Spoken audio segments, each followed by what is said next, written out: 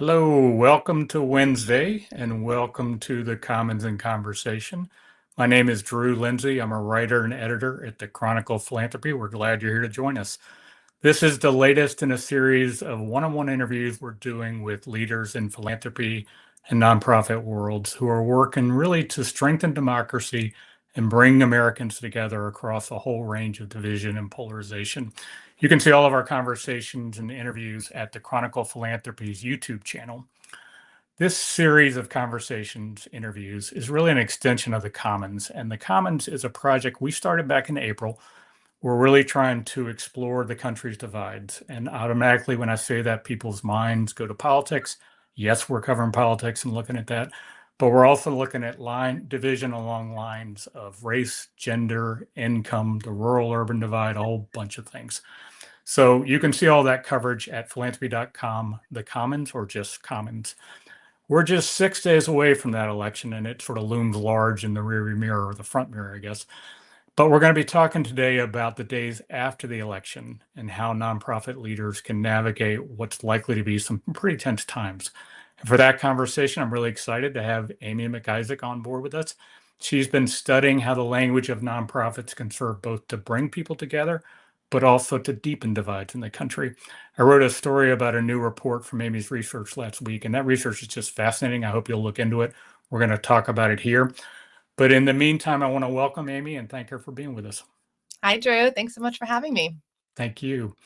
A bit of housekeeping. Our short format means we don't have time for Q&A with the audience, but if you have questions for Amy, please drop them in the comments section on our LinkedIn page.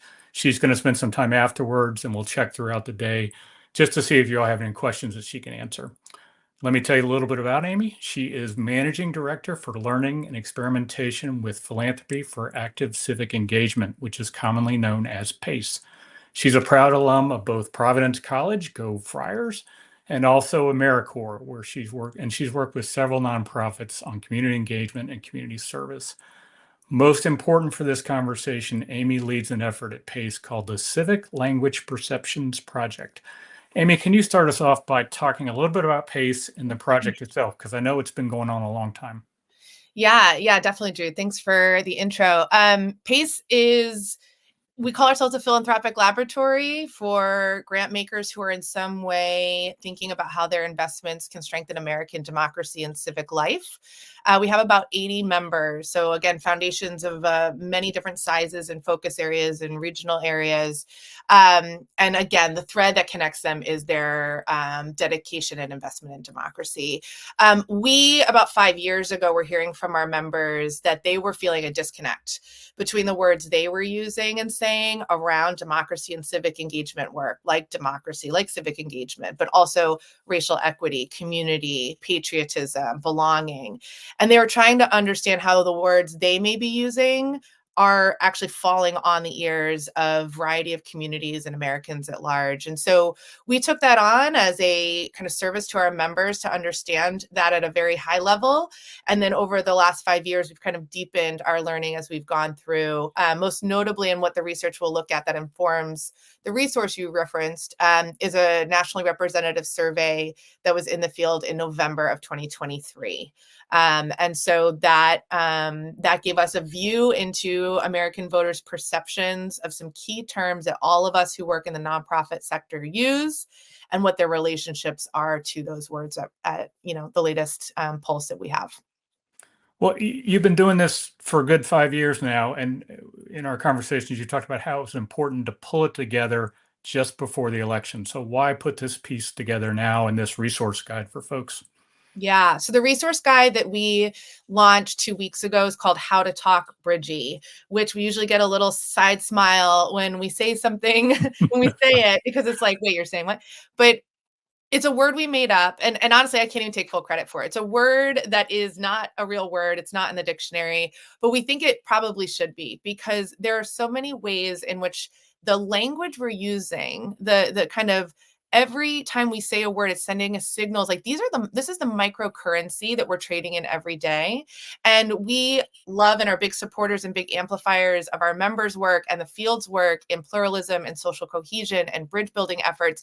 And we're wondering where we go to find out how we just talk bridgy. Are there ways that we might actually uncover that we have these big these big macro efforts at play, but what about some of the micro efforts that could also be doing a lot to help us bridge? And so we released our data from that survey I talked about in January. Well, we had it in January, released it in March. You can get it on our website. And we spent the last many months just looking at that data from every possible angle, 500 data visualizations, 25, 30 presentations on it, each time going into the data to look through a different curiosity, a different inquiry. So when we, at the end of the summer, we're like, what do we do? How do we coalesce all of this into something that might be useful for the field? Obviously cognizant that the election was on the horizon. It felt like the missing piece that we have detected in the ecosystem and where we detect people are coming to this research is to try to understand how they can be better stewards of these words such that they can unite and bridge us and our communities and not perpetuate further division. And so that was why we kind of really distilled all the analysis with that lens. Well, I think there's some surprises in that. I mean, you looked at 21 words, Yep. and I'd love you to explain sort of you rank them based on their bridginess in a sense of Yeah. how is a word likely to drive or keep us together, bring people together, and how is a word likely to pull us apart? Talk about how you did that, and then talk about some of those top words that either bring us together or keep us apart. Yeah, so what you're seeing on the screen here is that chart that is our distillation of the bridginess strengths of the civic terms. These are the 21 terms that we surveyed. Now, I will say you can find these on our website as well. If the font is very small, there's plenty of ways to see this up close. And they're ranked in terms of that bridginess level. What I think is important to know is we had a question on our survey that asked respondents to tell us if they thought a word brings people together a lot or drives people apart a lot, and all these gradations in between. So we could really understand where people were on that spectrum. And that probably would have been, we've looked at that data a ton of different ways, right? But that didn't feel like enough to understand the bridginess strength, the perceptions that people feel this word drives people apart. That felt like an input, but not the fullness. We also thought it was important that people generally agree that they liked the word. So we looked at the net positivity of each of the words. So positivity minus negativity. So you're really understanding the true like warmth towards that word. And then the range. So we looked at 9 different demographics and we said, how far apart are liberals and conservatives on this word? How far apart are male and females on this word? And if there was a small range, they generally agreed they liked the word. That scored higher for us. So it's this combination of people generally agree they like the word and they do not perceive the word to be driving people apart that gets us a combination of a bridginess strength. And so you look at this chart and you can see the words at the top: community, service, belonging, liberty, and freedom. Those are our 5 words with the most bridginess strength. Those are the ones, if you're asking me which words do we lean on, which words bring people together, I would point you in the direction of those 5. I think it's really important. People have pointed out even to us as we've been out on the road with this work, that those are words kind of people have somewhat of a firsthand experience with. There's little jargon there, community. People really understand community because probably they have lived some version of a community they could point to. The words at the bottom, are the 5 there are patriotism, diversity, republic, racial equity, and social justice. Those have the least bridginess strength on our chart. And we are very careful to say right away, do not throw these words out. All because they're not reflecting high bridginess strength does not mean that these are words that we should control, alt, delete, and remove. These are words that have importance in our civic language.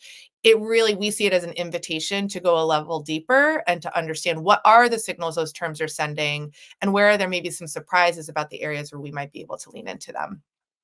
Let's talk. There's some words you mentioned the word jargon, and there are words on here that I think a lot of folks in the nonprofit world understand intuitively, like civic. Yep. But your research and your findings is those words don't really have those strong signals that you want. So talk about some words that might be a little more vague. Yeah. So certainly one of the things our research found in 2021 is that Americans were telling us they don't have a relationship with civic as an adjective. And, it was the same report that I shared that finding that if you word counted how many times I used civic, you would have been appalled, right? Like it's the currency of our field in many ways, civic health, civic infrastructure, civic engagement, civil society. There's just civic duty. There's just so many ways that pops up, but Americans kind of see it as not for them. They can't really associate particular people or groups of people as using that word. And so it felt like a really clear finding for us, particularly back to our membership, to say, if we're going to lean on the word civic, we need to know that it's within our own circles of professional, orbits that we have. Mhm. If we're trying to Mhm. connect to communities and connect to grantees, we should be thinking of something else. And, at that point, that was as far as the research got. One of the reasons we picked community in this round of research was because that was a curiosity. Is it better if we replace civic with the word community to be higher in bridginess, to really kind of connect with communities? And we find, obviously, you see this chart right here, community, strong, bridginess, Yep. strength. Yep. And so we Yep. think that's a really positive lesson for our field, where you may have otherwise said civic, start to replace it with community. And that will just increase the likelihood that more than our, echo chamber will really connect and gravitate to it. You talked to, y'all did a little bit of demographic research looking at the audience and how words are received.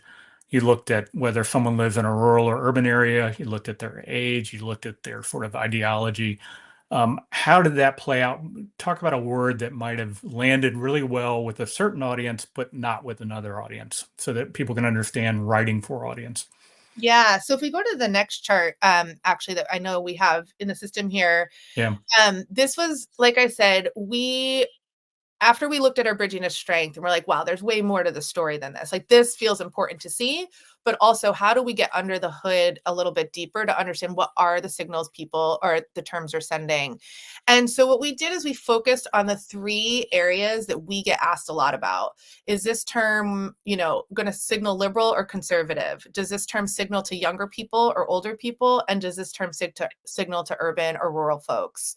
And we looked at two inputs. We looked at the positivity of those groups, those respective groups, and their sense of ownership of that word. And the question in the survey was, do you feel like this word is meant for you or somebody else? And so if there was alignment there, and this is all in our resource, you can see the actual graphs, we were able to say, oh, this is signaling strong liberal, or this is signaling weak liberal, or strong conservative, weak conservative. So this is kind of the heat map of what we pull away from that exercise. And, I think there's a lot to name here. One thing I will say is that 80% of the terms indicate some openness to bridginess, either because they themselves have bridginess in one of these categories, that's that yellow box, or because the signals, either older or younger, urban or rural, conservative or liberal, aren't strong. There's weakness there. So there's openness, I think, to like some potential for movement there. There's two words here I want to draw attention to. Yeah. One is community. You see, in every category we looked at, it had bridginess. It was not really owned by any particular group or overly loved by a particular group. This, of course, aligns with the last graph we saw, but a further confirmation that community is a really great place for our field to hang. The other word, and my colleague Siri, who might be on this call, calls this word our unicorn, and that's democracy. And, I think it's a word that has a lot of like, ooh, do I say it? Do I not say it? But if you look here, democracy is the only word on this graph that has a strong liberal signal and a strong older signal. Almost all other cases, we were seeing liberal and younger or conservative and older. But in this case, it's a strong liberal and a strong older. And then urbanicity wise, it's very bridgy. And so it just Yeah. complicates the narrative on this word, I think. I'm in a lot of Mhm. circles where people are like, I guess I should stop saying democracy. And I would say, whoa, hold up. There's a lot more that we need to consider as a field before we make any sort of decisions like that. And this graph, I think, really demonstrates that. Why are folks thinking they should give up on democracy and not use it? Yeah. The most common reason that I hear from folks is that they feel like it signals too liberal, and they're trying to really create space where there can be a diversity of political persuasion and political identity. And that has become a bit of a weather for conservatives to know, oh, that's not a space for me. Um, Hmm. Hmm. I think it's, we experience versions of that as well. I understand the word is very complicated right now. But I think we need to think really hard as a field before we do any sort of movement away from it. Well, what would you suggest? I mean, there is a huge field, a pro-democracy field in the nonprofit world. You can't stop talking about democracy. So what's your advice to those folks? You're not going to strip it out. You're not going to alt delete, as you said, but what can you do? I think it's really important that we think about some of the meta narratives that are feeding our current sense of democracy and what that could be. So, actually, I would point to a partner that we've been working with, the Metropolitan Group, doing some really interesting pro democracy narrative work, looking at 19 countries and now turning their attention here in the United States. And one of the things that they've really taught us as we've learned alongside of them is the power of freedom. Freedom Mhm. being the kind of like superpower of democracy. It's really hard to convince that authoritarians can deliver freedom for folks. And Mhm. so Mhm. if we can stay close to the word freedom, and you saw that in our graphs too, right? Like freedom has high bridginess. Freedom is a complicated word, right? It Right, is. You right. almost freedom to, freedom of, freedom from. There's a lot more to the sentence. But the word freedom, if you say it, people stay in the game. People Mhm. stay in the conversation. And so just tactically, no matter what side of the aisle you're on or who you're trying to appeal to, if you say freedom, you're going to do well in Mhm. the next Mhm. couple of weeks. Well, you said, you put this together as a resource guide for folks in these tense times. That's one piece of advice, freedom and some of these words. What is some of your advice using your research to folks as they go forward? What's your tips for them to sort of navigate this tense time? Yeah, so we have kind of 4 lessons, and I won't go through them here because I know time is precious, Yeah, but we're good. go ahead and check out the guide. I would say the 2 mindsets that I would kind of appeal to folks to have right now. At Pace, we've been talking a lot about bear prep, which is our own internal lingo of saying, we all know when you go for a hike, if you come to a bear, you're supposed to stay calm, stay still, and back away slowly. But of course, when you meet the bear on the trail, what do? You scream and you run away, right? We are about to meet the bear next week, guys. And so I think the ability that we have to kind of go back to our training, both to be informed and then know where to go when we feel that emotional rise of like, I got to scream and run away. What we tried to do in designing this resource is that we took it's data informed, it's really sitting on data from Americans themselves and allows us to help you understand it and apply it. So I would just say, slow down. Let's not have any bear moments next week. Come back to this resource if it's helpful to you. And then the other piece I think is really important is it's going to be really critical that we think about what people need to hear next week, not what we feel like we need to say. And that kind of goes back to that, like, how do we think about the emotional check of next week and the emotional intensity of next week with how we're actually building the democratic culture that we will need long term. I'm thinking a lot about how am I the right ancestor next week for the future generations? And what do I need to say for 5 generations down the road, Americans, not I'm having a reaction and here's my post on Instagram. So I encourage others to do the same. What does it really mean to be a steward of democracy next week for both the short term and long term? And we hope our resource is a helpful guide for you for that. Well, I believe it is. I did the piece on it last week. I find it really helpful in my own language, my own thinking about how terms. I know this is a really short take, a really short conversation, but I encourage people to download it, take a look at it, keep it at your side next week as you're going through things, because really, really terrific advice and research behind it. This is evidence-based guide, so really helpful. Amy, thank you so much for joining us. Again, she's going to hang around a little bit afterwards, and we'll answer any questions you might have um, on the comments section in our LinkedIn event page for this. So, Amy, thank you very much. Thanks, A Drew. reminder that in 2 weeks, Stacy Palmer, who is the CEO of the Chronicle Philanthropy, will be hosting Joe Goldman, who is president of the Democracy Fund. They're going to talk about the post-election future of efforts to strengthen democracy after the election and sort of what the Democracy Fund is doing to try to get resources to the frontline groups and people who need it. I'll also note this is a little teaser. I guess we just have word we are going to have on December 4th. Judy Woodruff from PBS NewsHour will be coming on to talk which is really looking at democracy and bridging efforts across the country. So we're really excited for that. We don't have details yet or a registration link, but I did want to note that before we get off the air. So anyway, thank you all very much for joining us today and have a good rest of the day. Take care.